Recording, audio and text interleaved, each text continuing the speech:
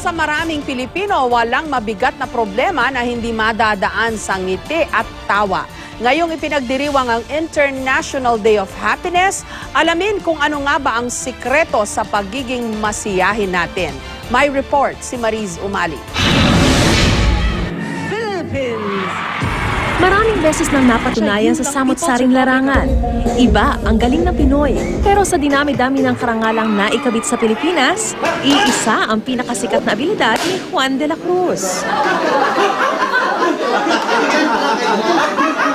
Ang maging masaya kahit pa nasa gitna ng gabundok na problema.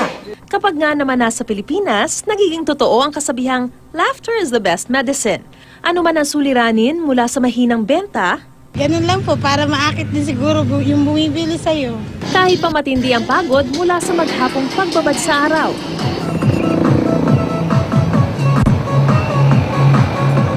Ang numero unong sikreto raw ng mga Pinoy sa kanilang pagiging masayahin, kumpletong pamilya.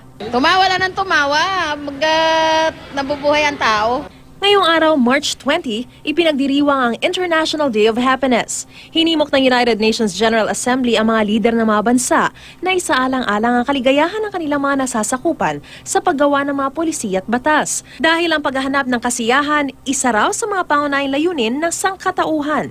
Sa isinagawang survey ng United Nations, tinanong ang mga respondent, ano nga ba ang mas mahalaga? Pera o saya? 87% ang malugod na pumili sa kagalakan kaysa sa kayamanan. Hindi naman daw mahirap maging masaya. Ayon sa isang NGO na katuwang ng UN, kabilang sa mga pwedeng makapagpaligaya sa isang tao ang pagkakaroon ng malinaw na direksyon sa buhay, pagtanggap sa mga bagay na hindi mo kontrolado, pag-e-exercise o pag-aalaga sa sarili, at pagpapahalaga sa mga bagay na nakapaligid sa iyo, maliit man o malaki.